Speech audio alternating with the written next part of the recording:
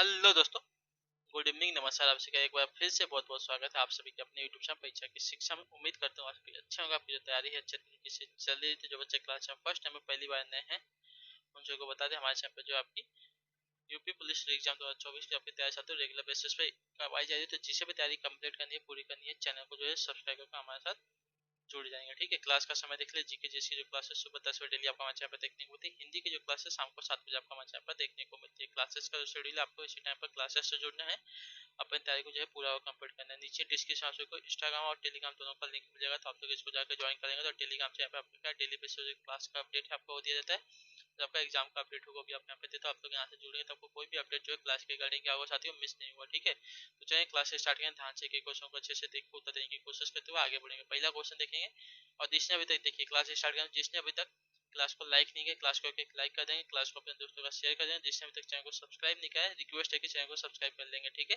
चलिए पहला क्वेश्चन आपके सामने दिया गया है 114 नंबर क्वेश्चन आपका। लोकोकित दुधारू गाय की दो लात भली का क्या अर्थ होता है? दुधारू गाय के दो लात भली, इस लोकोकित का क्या अर्थ होता है बताने की कोशिश करेंगे, आपका राइट आंसर क्या हो जाएगा। ठीक है, दुधारू गाय के दो लात भली। ठीक है, यानी कि दूध वाली जो गाय होती है, मतलब जो दूध देने वाली गाय होती है, उसकी दो लात आपको लगे तो भी आपको भला ही रहना चाहिए, मतलब अच्छा ही उसको समझना चाहिए। तो इसका अर्थ होता है साथियों, जिससे लाभ हो उसकी दो बात सहना चाहिए। ठीक है, मतलब वही बात मैंने आपको बताया कि दुधारू गाय यानी कि क्या है, उससे हमको चाहे दुधारू गाय यानी कि उससे हमको क्या ज्यादा दूध मिलता है। ठीक है, अगर उसने आपको दो लात मार दी तो भी उसको आपको क्या है सह के लेना पड़ेगा। ठीक है, तो जिससे लाभ हो उसकी दो बातें सहना चाहिए। ठीक है, चलिए दुधारू गाय की दो दांत वाली का आपका अर्थ हो जाएगा जिससे लाभ हो उसकी दो बात सहना। ठीक है, अगला क्वेश्चन आपका 115 नंबर क्या दिया गया है बताइएगा। आइडेंटिटी का उपसर्ग का प्रयोग होता है कहाँ पर? उपसर्ग का प्रयोग कहाँ पर होता है? तो उपसर्ग का प्रयोग होता है साथियों शब्द के आदि में। ठीक है, शब्द के आदि में यानी कि शब्द के प्रारंभ में जो है आपका उपसर्ग का प्रयोग होता है। शब्द के अंत में जो प्रयोग होता है वो आपका प्रत्यय कहलाता है। ठीक है, क्लियर है। और उपसर्ग का प्रयोग आपका शब्द के आदि में यानी कि आरंभ में होता है। चलिए अगले क्वेश्चन की तरफ पढ़ेंगे। आपका है 116 नंबर बताइएगा सही उत्तर क्या हो जाएगा। मिठास शब्द में किस प्रत्यय का प्रयोग है? मिठास, तो मिठास शब्द में प्रत्यय यानी कि शब्द के अंत में आपका आस लगा है, तो जो आपका दिया गया यहाँ पे डी ऑप्शन आपका सही उत्तर होगा। ठीक है, मिठास शब्द में प्रत्यय का प्रयोग हुआ आस प्रत्यय का। अगले क्वेश्चन की तरफ बढ़ा जाएगा साथी। आपका 117 नंबर बुढ़ापा में कौन सी संज्ञा होते हैं? बुढ़ापा में कौन सी संज्ञा है? तो बुढ़ापा में संज्ञा की अगर बात की जाए तो बुढ़ापा में आपका देखिए भाववाचक संज्ञा हो जाएगा। किसी की अवस्था बता रहा है, किसी की उम्र बता रहा है, तो आपका भाववाचक संज्ञा में आ जाता है। जो आपका दिया गया एल विकल्प आपका सही होता है। बुढ़ापा में आपका जो है भाववाचक संज्ञा शब्द है, जो आपका एल ऑप्शन देगा आपका राइट आंसर होगा। अगले क्वेश्चन की तो पढ़ेंगे 118 नंबर है नमक शब्द का विशेषण रूप बताइए। ठीक है, नमक शब्द का विशेषण रूप बनाइए ना। तो नमक का नमक का क्या हो जाएगा? नमकीन होगा, लेकिन नमकीन कौन सा वाला राइट हो जाएगा? ठीक है, नमक का विशेषण रूप आपका हो जाएगा नमकीन। तो नमकीन जो है दिया गया है कौन सा वाला? सी वाला आपका सही उत्तर होगा। ठीक है, नमक का जो नमकीन दिया गया है विशेषण रूप आपका सी वाला ऑप्शन आपका सही उत्तर। अगले क्वेश्चन की तरफ बढ़ेंगे। आपका 119 नंबर निम्न में से कौन सा शब्द आपका पुल्लिंग है? आशा, सेना, कष्ट, क्षमा, इसमें से पुल्लिंग वाला शब्द कौन सा है? तो पुल्लिंग वाला शब्द का देखा जाएगा साथियों, तो आपका जो दिया गया है कष्ट। कष्ट आपका एक पुल्लिंग शब्द है, जो आपका सी विकल्प देगा साथियों आपका सही उत्तर होगा। ठीक है, अगले क्वेश्चन की तरफ बढ़ेंगे। आपका देखेंगे 120 नंबर बताइएगा आइडेंटिटी नदी शब्द का बहुवचन रूप क्या होगा? बताइए नदी शब्द का बहुवचन रूप क्या होगा? तो नदी का नदियों, नदी, नदियां या नदियां।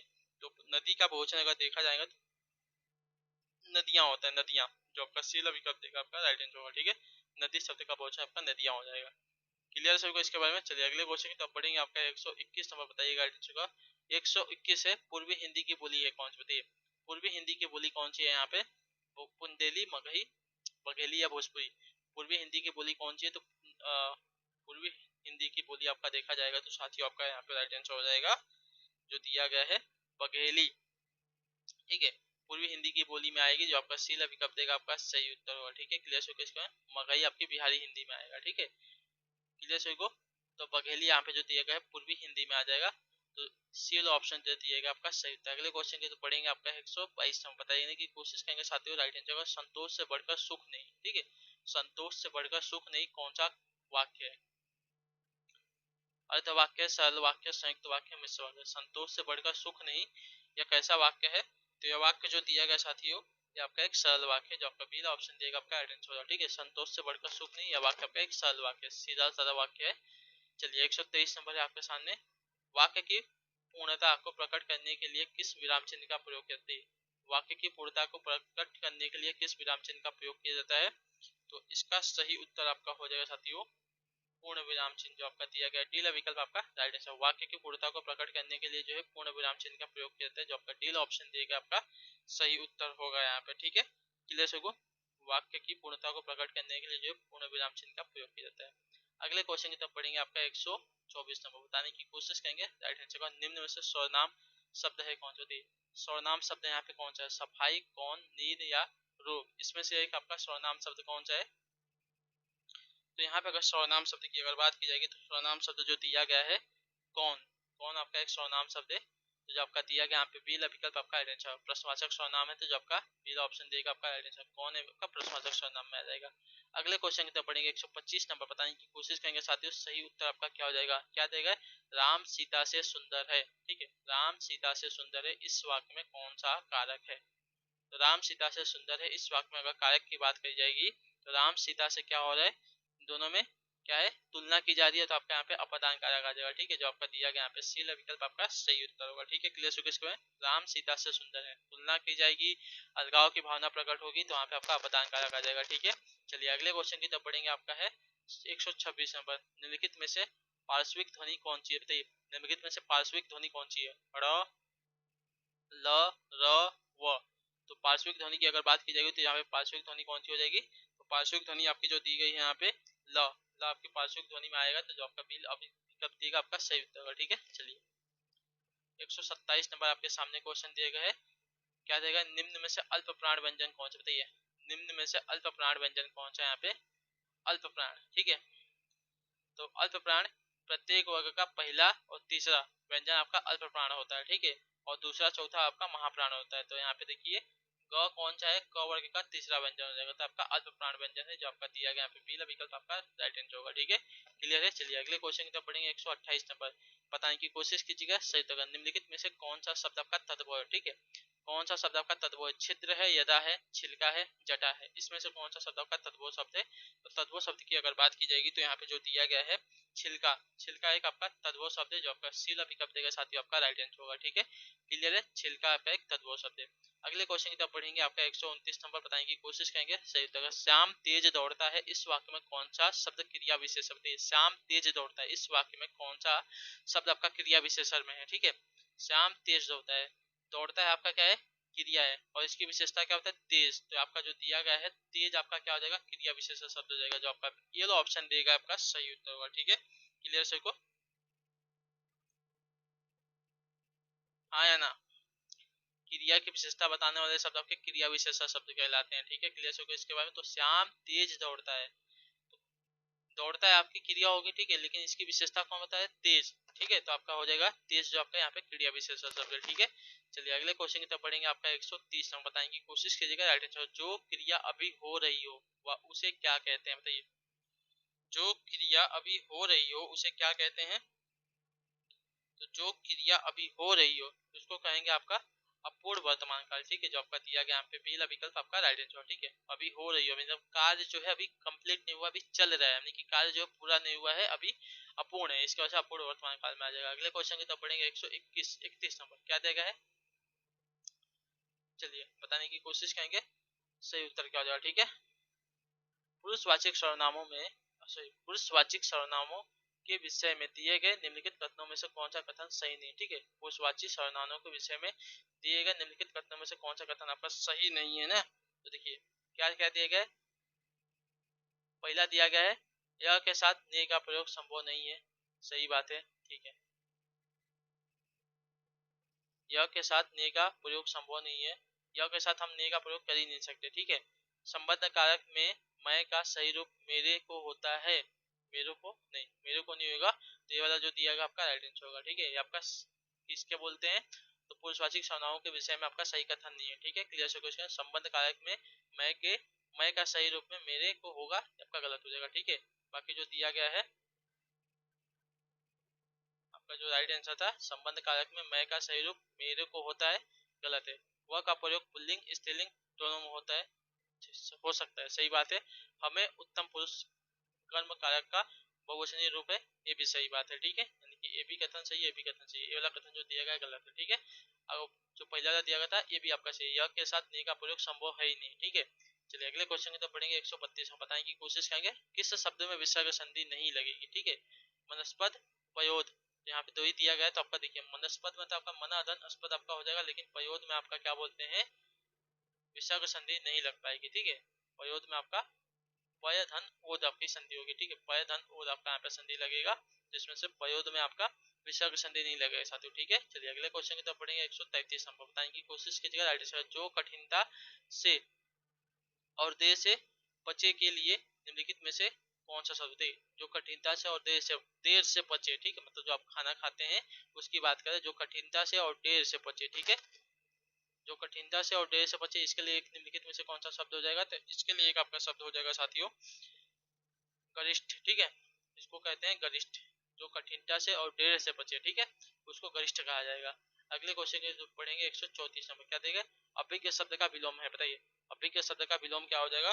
तो अभिज्ञ शब्द का विलोम अगर देखा जाएगा साथियों, तो आपका यहाँ पे राइट आंसर अनभिज्ञ हो जाएगा, जो आपका डी विकल्प देगा आपका राइट आंसर, ठीक है। अभिज्ञ शब्द का विलोम अनभिज्ञ होता है। अगला आपका 135 नंबर बताने की कोशिश कीजिएगा। सही तो निम्नलिखित प्रश्न में 4 विकल्पों में से उस विकल्प का चयन करें जो दिए गए शब्द के समानार्थी शब्द का विकल्प नहीं है, बताइए। मुनि, मुनि का कौन सा एक नहीं है, ठीक है, समानार्थी शब्द का विकल्प नहीं है, ठीक है।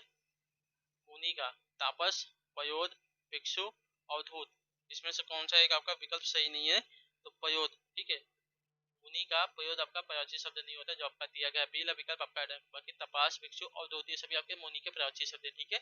अगले क्वेश्चन की तरफ पढ़ेंगे। 136 नंबर बताने की कोशिश कीजिएगा। राइट आंसर हो जाएगा क्या देगा है, निम्नलिखित प्रश्न में दिए गए 4 विकल्पों में से उस विकल्प का चयन करें जो दिए गए मुहावरे के अर्थ को सर्वश्रेष्ठ रूप में व्यक्त करता है, ठीक है। चलिए,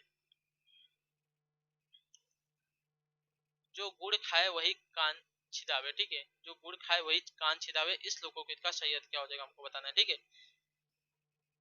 मुहावरे का अर्थ बताना है, ठीक है। जो गुड़ खाए वही कान छिदावे, इस मुहावरे का सही अर्थ क्या हो जाएगा।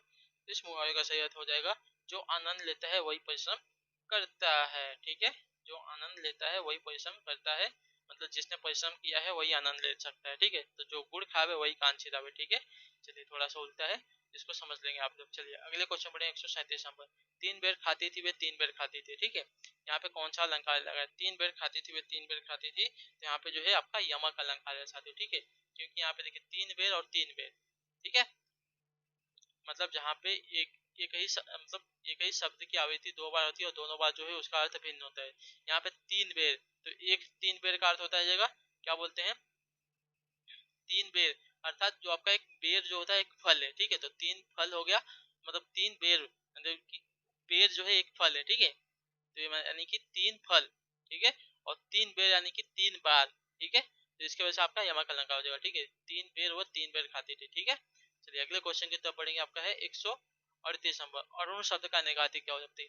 अरुण शब्द का निगाती क्या हो जाएगा, तो अरुण शब्द का निगाती अगर देखा जाएगा साथियों, तो यहाँ पे जो दिए गए सूर्य और गुलाबी से, ठीक है। अरुण शब्द का निगाती शब्द यहाँ पे सूर्य और गुलाबी हो जाएगा, जो आपका डी ऑप्शन देगा आपका। अरुण शब्द का निगाती यहाँ पे सूर्य और गुलाबी से, क्लियर है, हाँ या ना। तो अरुण शब्द का यहाँ पे हो जाएगा साथियों अनेकाधिक सूर्य और गुलाबी, ठीक है। अगले क्वेश्चन की तरफ पढ़ेंगे। 139 नंबर बताइएगा सही उत्तर क्या हो जाएगा। शब्द युग्म यदा और कदा के सही अर्थ युग्म का चयन कीजिए, ठीक है। यदा और कदा, तो यदा और कदा का हमको बताना है शब्द। तो यदा यानी कि जब और कदा यानी कि कब, ठीक है। यदा यानी कि जब और कदा यानी कि कब, ठीक है। तो जो आपका सीला विकल्प देगा 139 पे आपका राइट आंसर होगा। अगले क्वेश्चन की तरफ पढ़ेंगे। 140 नंबर बताइएगा राइट आंसर होगा विशेषण और विशेष से। विशेषण और विशेष्य के योग से कौन सा समास बनता है, विशेषण और विशेष्य के योग से कौन सा समास बनता है। तो विशेषण और विशेष्य के योग से आपका समास बनता है यहाँ पे साथियों कर्मधारय समास, जो आपका शील विकल्प देगा आपका सही उत्तर, ठीक है। विशेषण और विशेष्य के योग से आपका कर्मधारय समास बनता है साथियों, क्लियर है सभी को यहाँ तक। चलिए अगला क्वेश्चन आपका 146 में बताने की कोशिश कीजिएगा। आपका आइडेंस होगा 100, देखिए 141 145 आपका गद्यांश वाले क्वेश्चन, मतलब आपको गद्य दिया जाएगा, उसमें से आपको आंसर मतलब क्वेश्चन पूछा जाएगा, आंसर आपको गद्य से ढूंढ के लिखना होगा, ठीक है। तो इसके उस वाले क्वेश्चन जो आपके 5 में छोड़ देता हूँ, क्योंकि उसमें जो आपका टाइम वेस्ट होने वाला है, वो आप ऐसे ही कर सकते हो, उसमें कोई दिक्कत बात नहीं, ठीक है। चलिए इसमें क्या देगा, दो टुक कलेजे के करता पछताता पथ पर आता। ठीक है, दो टुक कलेजे के करता पछताता पथ पर आता, पंक्तियों में रस कौन सा है बताइए। तो इन पंक्तियों में अगर रस देखा जाएगा साथियों तो इसमें जो आपका रस है साथियों करुण रस है, जो आपका इल ऑप्शन देगा आपका राइट आंसर। ठीक है, दो टुक कलेजे के करता पछताता पथ पर आता है, इन पंक्तियों में आपका करुण रस है। अगला आपका 147 में बताइएगा राइट आंसर क्या दिया गया है। रमेश चंद्र शाह को विनायक रचना के लिए जो है सन 2014 में साहित्य अकादमी पुरस्कार से सम्मानित किया गया, इस रचना की विधा क्या है बताइए। रमेश चंद्र शाह को विनायक रचना के लिए जो सन 2014 में साहित्य अकादमी पुरस्कार से सम्मानित किया गया, इस रचना की विधा क्या है। तो इस रचना की विधा आपकी जो है उपन्यास, जो आपका बीला विकल्प देगा आपका सही उत्तर होगा। ठीक है, रमेश चंद्र शाह को विनायक रचना के लिए सन 2014 में साहित्य अकादमी पुरस्कार से सम्मानित किया गया, इस रचना की विधा है आपकी उपन्यास। ठीक है, अगला है आपका 148 नंबर। उसने कहा था कहानी के लेखक कौन है। तो उसने कहा था कहानी के लेखक की अगर बात की जाएगी तो आपका चंद्रधर शर्मा गुलेरी, जो आपका बीला विकल्प देगा आपका राइट आंसर होगा। ठीक है, क्लियर है, उसने कहा था कहानी के लेखक आपके चंद्रधर शर्मा गुलेरी जी हो जाएंगे। ठीक है, अगले क्वेश्चन के उत्तर पढ़ेंगे 149 नंबर। उर्वशी किसका काव्य है बताइए। उर्वशी जो है किसका काव्य है। तो उर्वशी की बात की जाए तो उर्वशी जो आपका रामधारी सिंह दिनकर का काव्य, जो आपका शीला विकल्प देगा आपका राइट आंसर हो जाएगा। ठीक है, उर्वशी जो है किसका काव्य है। तो उर्वशी जो है आपका रामधारी सिंह दिनकर जी का काव्य है, जो आपका शीला विकल्प देगा आपका सही उत्तर हो जाएगा। अगला है आखिरी क्वेश्चन, जयद्रथ वध किसकी रचना बताइए।